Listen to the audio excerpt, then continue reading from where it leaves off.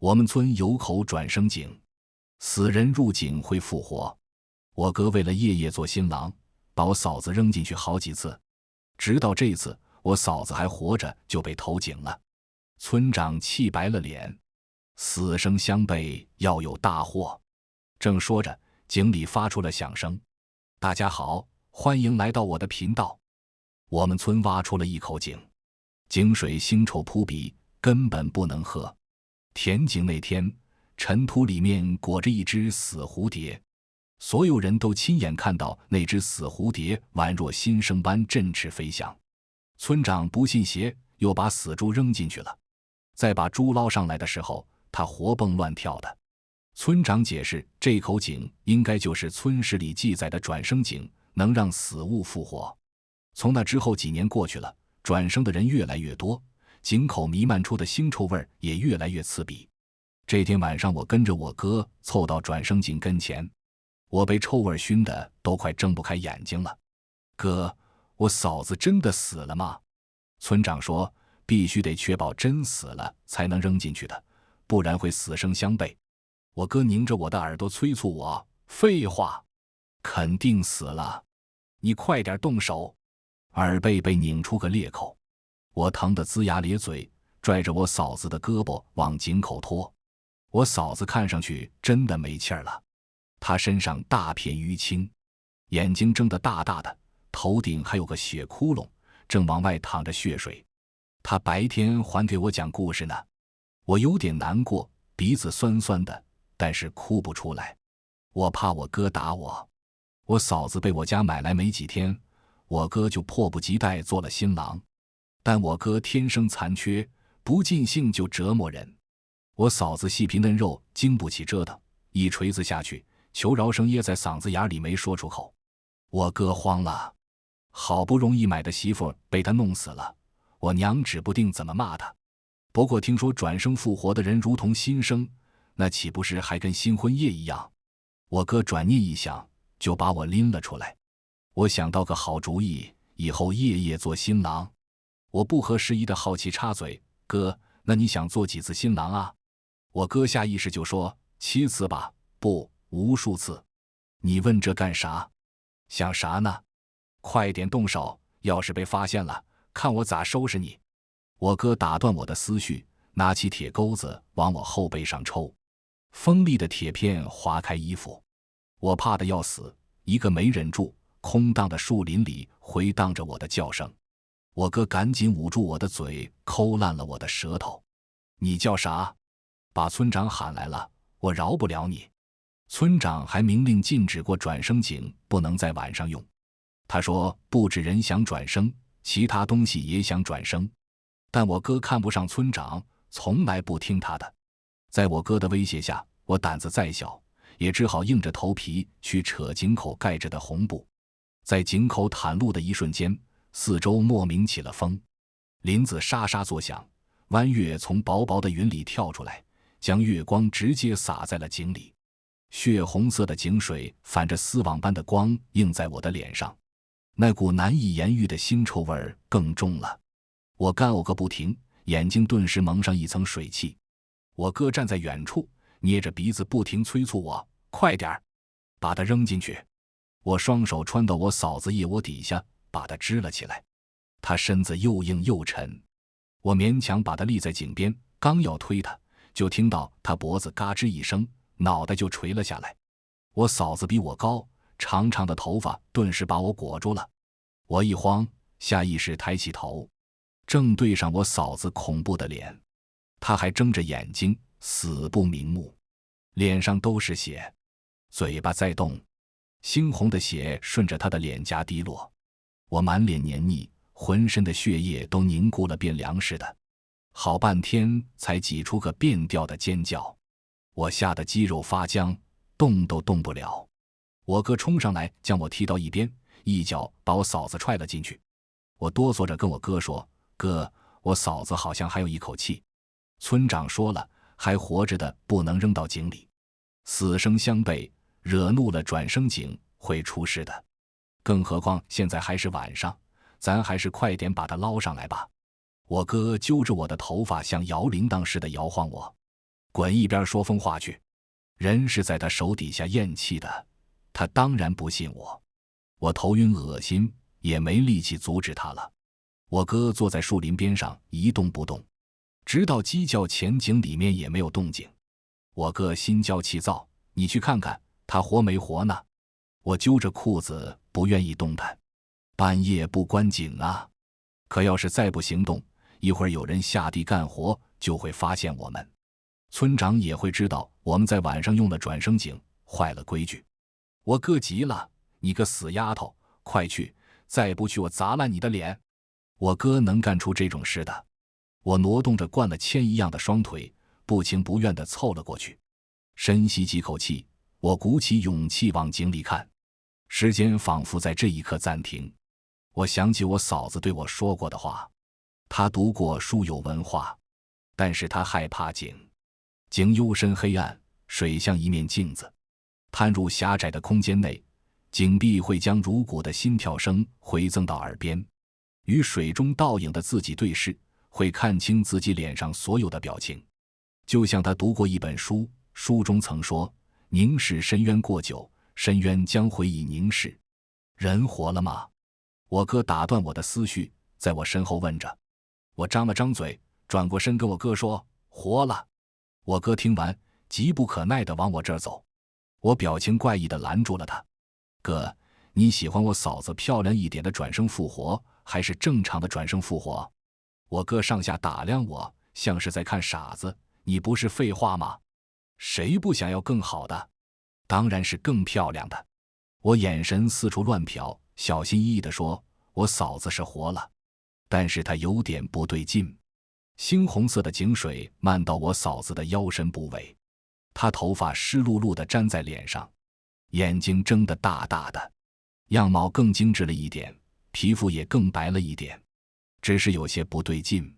可我又说不上来哪里不对劲，就是怪怪的，不像人。没等我细想，我哥一巴掌把我扇到了一边。我嫂子什么都不记得了，还以为我哥是好人会帮他。被拽上去之后，我哥立马捂住了他的嘴，把他连拖带拽的往家扯。我嫂子反抗的厉害，刚好有人扛着锄头下地，看到我哥咧开嘴调笑，又跑了啊。要我说，像这种不安分的女人，就得把她腿打断，她就不敢跑了。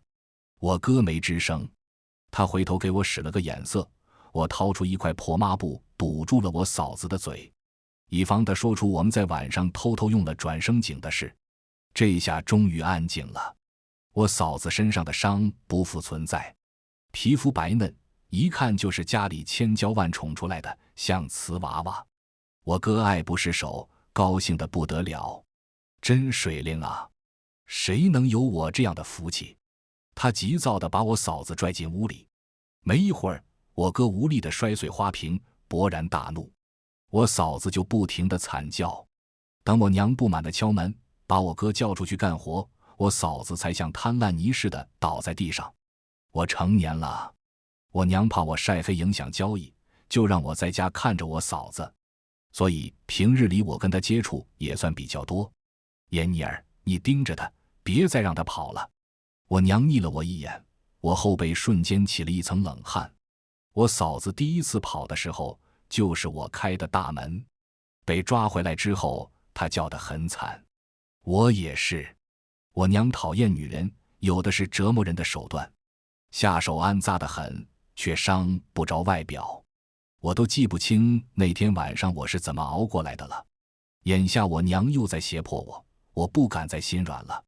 等他们走了之后，我蹲在墙根底下，隔着窗子听我嫂子说，燕妮儿，我们一起走吧。我马上打断了她的话，嫂子，你别说了，我不可能跟你走了，也不会放你走的。看来我嫂子转生复活后还没恢复记忆，脑子不清醒。屋里寂静了很久，久到我以为我嫂子死了，久到院门外鬼魅般偷听的影子终于走远。我嫂子气若游丝，她贴在窗户缝和我说，你不帮我，好，我自己想办法。她的声音有些不对劲，我冲进屋子，刚好看到她在咬舌头。我抠着她的嗓子眼，手指几乎被她咬断筋。要是我嫂子死了，我就惨了。我一气之下就说，就算你死了，也会被扔到转生井里复活的，你会更生不如死。我哥要夜夜做新郎。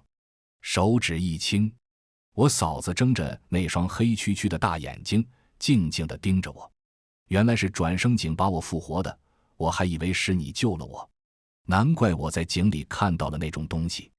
转生井让人复活，一定是有代价的吧？天底下可没有掉馅饼的好事。我沉默地点了点头，却看到他狐疑地盯着我。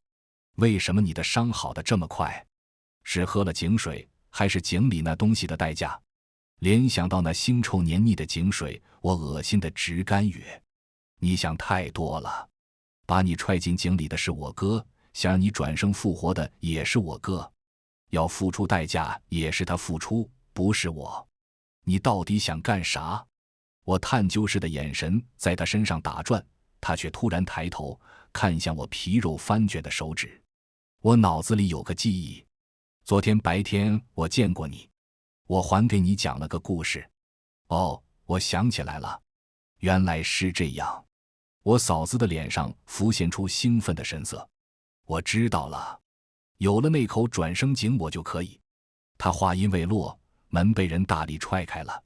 村长站在门口，背着光，我看不清他是什么表情，只听到他说了句：你们昨天晚上是不是用了转生井？我喉咙一紧，下意识咽了口口水，没有。村长慢慢靠近，我才注意到他脸色苍白，皱纹夹着汗液，嘴唇都在抖。那你们早上在树林那边干啥去了？去抓这个逃跑的女人吗？还是坏了规矩，在晚上用了转生井，今天早上才回来？我无助地四下打量，村长比我哥下手更狠了，我不想被他严刑逼供，口口相传的速度更快。我哥从别人嘴中得知村长找到了我家，赶紧赶了回来，站在了我嫂子身前。我娘不动声色地踩中我的手背，使劲捻了捻。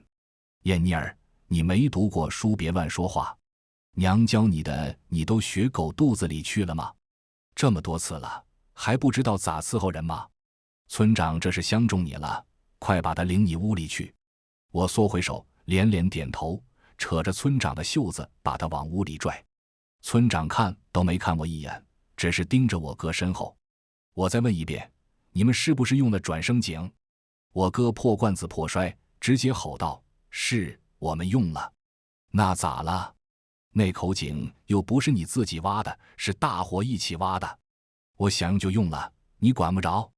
我不仅昨晚上用了，我今晚上还要用。是你说的，只要人死了就能用。村长白了脸，你在晚上用了几次？我娘察觉到不对，瞪了我哥一眼，就给村长赔笑脸。宗强还小，一个孩子懂啥呀？说着，我娘勾了勾村长的手指头。村长眼睛向下瞥了我娘一眼，都26了还是孩子。转生井不能在晚上用，这是规矩，都忘了吗？我哥皱紧了眉毛，用了会咋样？村长把我娘甩到一边，气得浑身都在抖。村长直接指着我嫂子说：我告诉你会咋样，在晚上转生复活的不一定是人。我站在一边，看到村长那副模样，觉得这次好像真的严重了。我嫂子的行为举止都透着一股诡异的违和感，连性格也变了。她说井里有东西，又说把她扔井里要付出代价。恢复记忆之后还在胡言乱语。想到刚才和她的接触，我把手往身后藏了藏。我不为她说话了，谁让她把仇恨转移到我身上，差点把我的手指头咬下来。我嫂子哇的一声哭了。我当然是人，你们才不是人，把我卖到穷山沟子里，跟你们这些臭残废在一块。村长被戳中痛点，撸袖子就要上手。你是不是人，验一验不就知道了。我嫂子的哭声戛然而止，她直勾勾地盯着村长，眼睛里都是恨意。村长反而笑了，咋了？不敢验。然后看向我哥，你啊你，蠢蛋一个，你就那么确定勾引你的是个人，不是啥借尸转生的毛皮畜生？你以为转生井为啥叫转生井？不能在晚上用，是怕有啥孤魂野鬼借势上身。你胆子可真大呀你！我哥被骂得脸红脖子粗，还想说些什么，被我娘拉住了胳膊。我娘毕竟阅人无数，最会哄人。她转了转眼珠子，就说：“这鸭子是我花了老本买来的，大学生，现在是我家宗强的媳妇，我还指着她给我家生个聪明的宝贝孙子呢，可不是傻枕千臂的烂货。你想咋验？不会是想占他便宜吧？验妮儿还得收费呢，你想吃白食？”村长捋了捋花白的头发，冷笑：“你放心，只要他是人，我就不追究你们晚上用井的事儿。至于怎么验，我有法子。”村长牵来了一条黑狗，另准备了一碗公鸡血。那条黑狗又高又壮，见到生人立马龇牙。我嫂子趴在地上瑟瑟发抖。黑狗走到我嫂子身边，尖利的犬牙划过她的侧脸。如果我嫂子不是人，下一刻黑狗就能咬穿我嫂子细嫩的脖子。但是黑狗没什么反应，只是闻了闻，转而对着我哥咆哮大叫起来。我哥吓了一跳，把我推了出去，挡在他身前，慌乱解释：“村长，我可没用过转生井。”我哥说完，村长阴沉着脸：“我知道，看来他不是傻孤魂野鬼，估计是个毛皮畜生，黑狗才不会咬他。但泼了公鸡血，破了他的煞气，就知道他是人是兽了。我就不信了，坚持一晚上，毛皮畜生不死也得残。”话音刚落，村长就将那盆公鸡血泼了我嫂子一身。我嫂子爱干净，突然被泼了个满头血，顿时尖叫起来。我娘抄起棍子往他身上打，叫啥叫？竟用那勾引老爷们的嗓子叫。我嫂子不吭声了。天气很热，这股鸡血的腥臭味乘着热气扑面而来，熏得我要吐了。村长临走前千叮咛万嘱咐，看着点他，别让他洗身子。我娘应了句，把这活推到了我身上。燕妮儿，晚上不许睡觉，盯住他，如果出了啥差错，你看我咋收拾你。我嘟囔了几句，把被褥抱到了我嫂子那屋。熬到晚上，她身子难免发黏干痒，难受得不得了。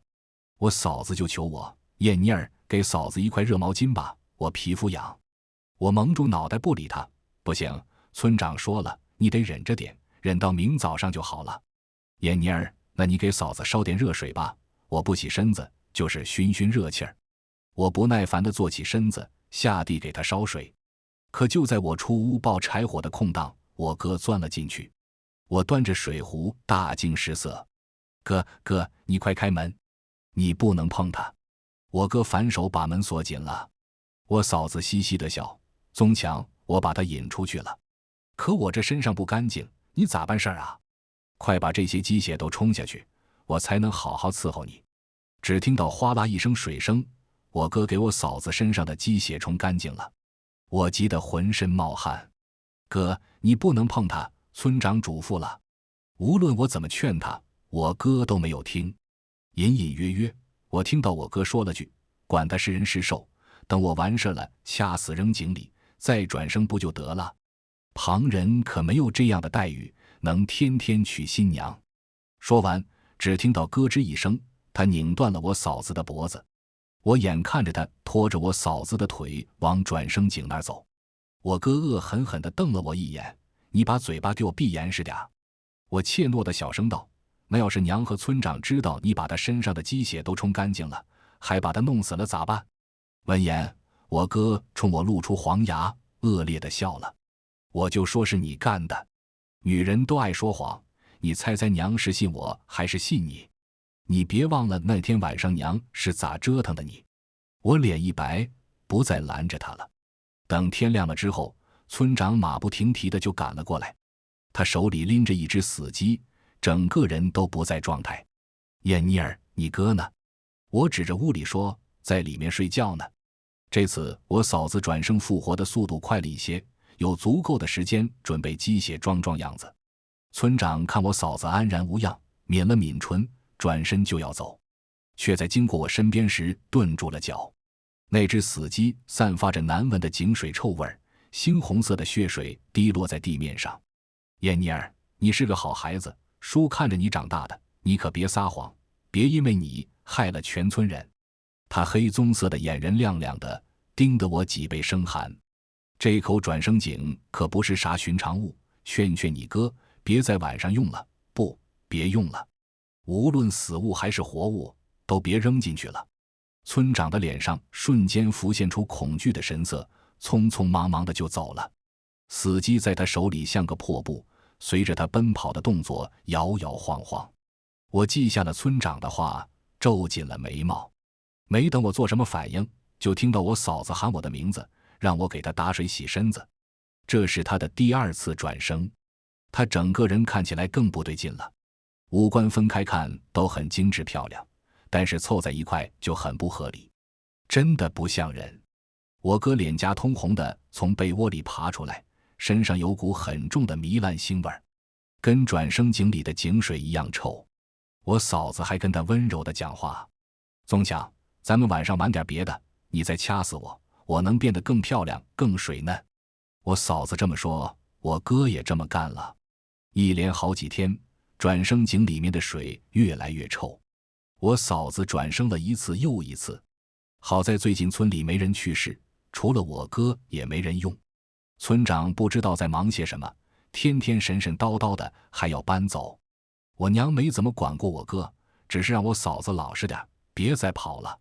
我嫂子就笑：娘，你说这话不是拿我当外人吗？我是宗强的人了，是他的媳妇，就该听他的话。下一刻，我娘的目光在我嫂子漂亮的脸蛋上转了转，又看向了我哥。我哥正倚在墙上，双腿软得像面条，气虚盗汗，嘴唇发白，眼下2片乌青。这么多天了，屋里的动静就没消停过。我哥肉眼可见的变瘦，胸腹干瘪，薄薄的汗衫底下肋骨清晰可见。我嫂子倒是越来越精神，脸颊红润有光泽，可能是怕我娘发现什么。我哥还把我嫂子往身后藏了藏。只有我知道，我哥和我嫂子商量好了，今天晚上要追求一些新鲜刺激的。我嫂子说，死了有什么好玩的，不如趁他还活着的时候就把他扔井里试试，总比刚转生复活那样冰冷僵硬的要好。我哥答应了。这也将是我嫂子的第7次转生。活着转生，2个人等到天黑，悄悄地往外走。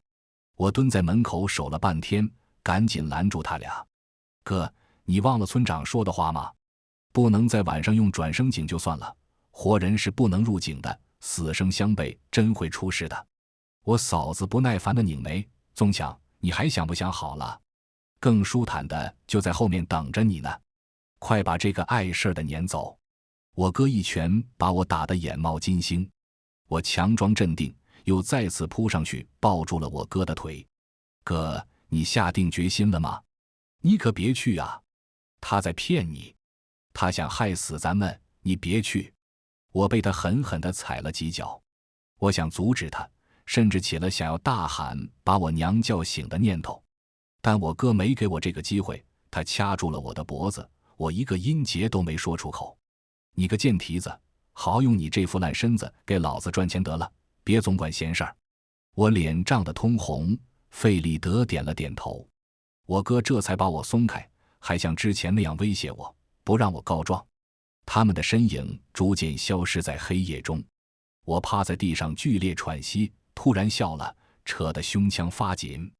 我仰面躺在院中央，看着天上的星星闪闪发光，薄云缓慢飘过。我的耳边仿佛又响起了我嫂子真死前给我讲的那个故事。有一个樵夫，他砍柴时不小心把斧头掉进了河里，樵夫只有一把斧头，他又不会游泳，只好坐在河边哭。就在这时，神出现了，他的手里拿着一把金斧头。樵夫摇摇头，说那不是他的斧头。第2次，神拿出了一把银斧头，樵夫依旧否认了。第3次，神拿了一把铁斧头，樵夫很高兴，他说这才是他的斧头。神感到很欣慰，就将3把斧头都赐给了樵夫。很快，村子里的其他人都听说了这件事。他们把各种各样的东西扔到了河里，坐在河边痛哭。果然，神又出现了。他拿出了金质宝物，问贪心的人们，那是不是他们丢失的东西？宝物金光闪闪，谁能拒绝呢？他们一个劲儿地点头。没想到神大怒，他带走了人们扔下去的所有东西，也带走了他们的灵魂。村民如同行尸走肉般活着，这是神对他们贪婪虚伪的惩罚。故事讲完后，我嫂子搂住了我。燕妮儿，我听说你们村里有个转生井，把死物扔进去就能转生复活，活过来的人会短暂失去死前的记忆。但转生井还有个禁忌，就是绝对不能把活物扔进去，否则死生相悖，惹怒了转生井就会有大祸。你是不是也想到了？这口转生井就像故事里的那条河，更确切一点，是像那个神。他不仅能复活死物，实际上他还能答应入井活物的一个愿望。可惜入井的活物要是心思不单纯，极度贪婪，就会像故事里的村民那样失去一切，连灵魂都没有，变成一个行尸走肉。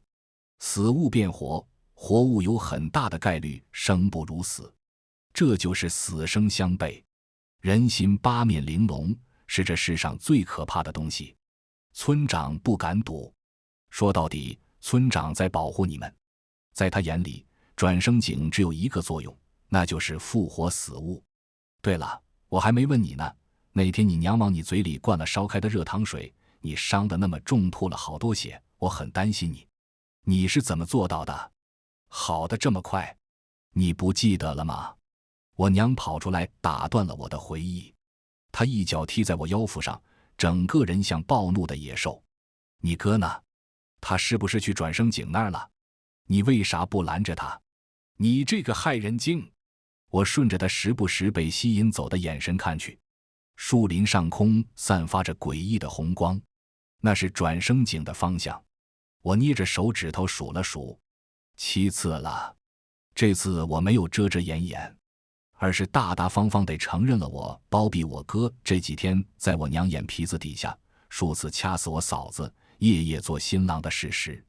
我娘整张面皮都气得发抖变形，她还没卸掉的妆容似乎要被怒火融化成彩色油污了。害人精，我就该掐死你！你跟你爸你妈一样，是不是自以为有点臭钱就能看不起我们这种人？我就说让你体验人生疾苦是对的，那种好的人生你就不配拥有。他还想惩戒我，却被村长拦下。好多人连外套都没穿，就朝着转生井的方向赶了过去。快跟我走！那女人估计还没爬出来，咱们快把井填上。我娘怨毒地瞪了我一眼。今天晚上的风很大，树叶混着尘土飞扬，迷了不少人的眼睛。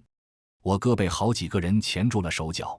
转生井冒着红光，里头还传出好多人混在一起的尖叫声，听得让人毛骨悚然。村长大步上前，狠狠地扇了我哥一巴掌。混账！你把他扔进去的时候，他是死是活？我哥啐了一口血，满脸的不服气。活着的，咋了？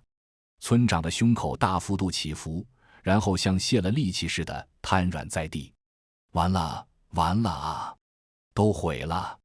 死生相悖，要有大祸啊！正说着，那片红光消失了，尖叫声也没有了。几秒之后，井里再次发出怪异的响声。村长抖动着嘴唇，声线由低变高：“快铲土，铲土，把井填上啊！”大伙立马动起手来，但来不及了。抓着我哥手脚的人瞬间倒地晕厥。火把光芒下，我哥身上冒出阵阵黑气，眼睛几乎变成全白，一步步走向转生井。我娘大喊儿啊！我的宗强！他置若罔闻。我娘一把抱住了我哥的腰身，可我哥依旧步伐坚定地往前走。我娘也在用力，她的鞋面都磨破了，几乎是被我哥拖着身子。眼看着我哥走到井前，一大股血水从井口喷薄而出，水中央像个漩涡巨嘴。我哥不知道哪来的力气，把我娘推到一边，一头扎进水里。咕噜咕噜，井水像有生命似的，先是吞掉咀嚼我哥的脑袋，接着是肩膀。我娘张着嘴巴，浑身僵硬。当我哥彻底消失在水里，我娘才哭叫出来。井口探出了一个没皮没肉的红色骷髅上半身，他还穿着我嫂子的衣裳。其他人看到这血腥恐怖的一幕，转身四散而逃。这下林子里只剩下我、村长还有我娘了。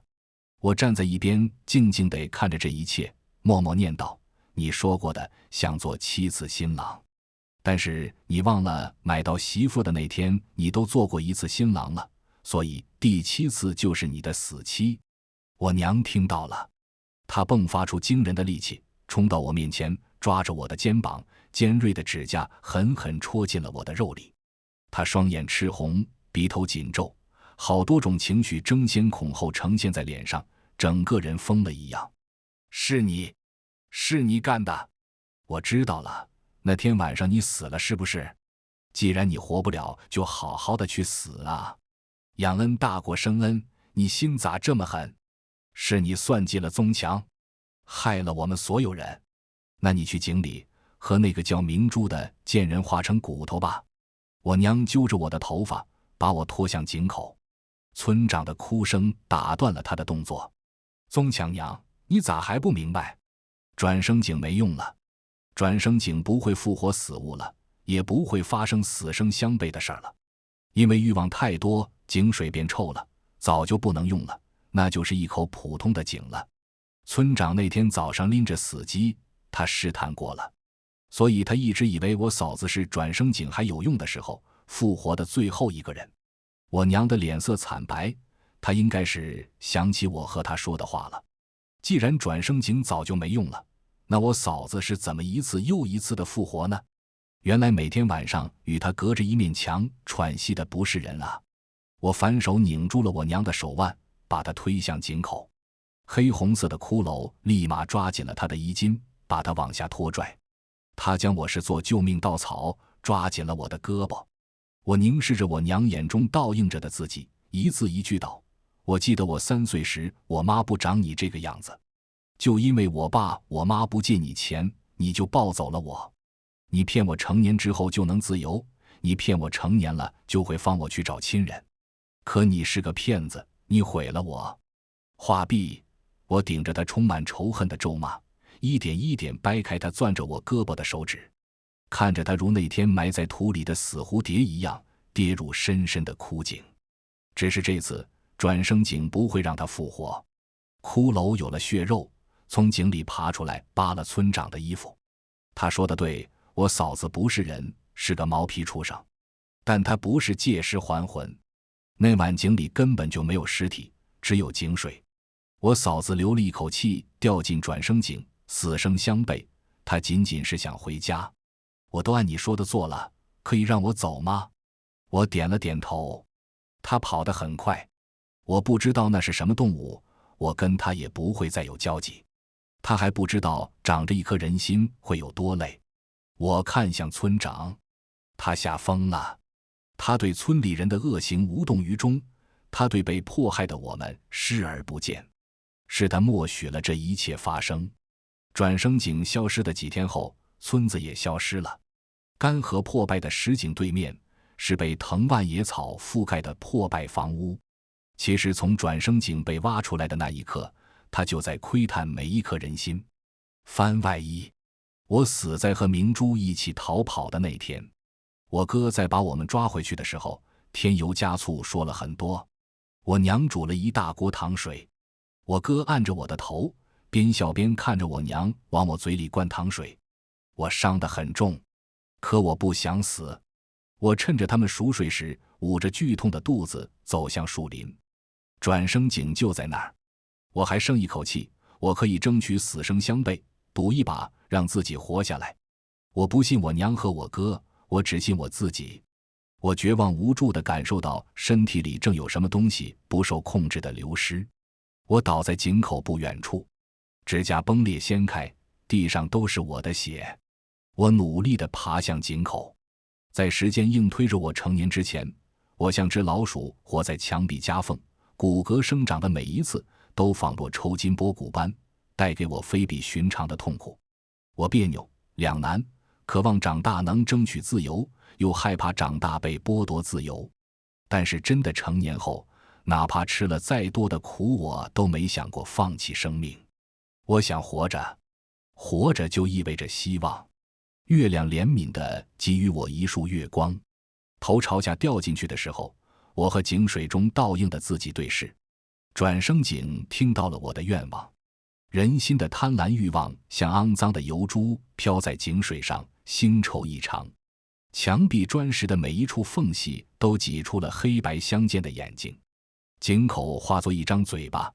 转生井包容于他而言干瘪无味的尸身，剥开牡蛎壳似的，将鲜美软嫩的灵魂裸露，试图吞噬做出错误选择的灵魂。他也在期待死生相悖。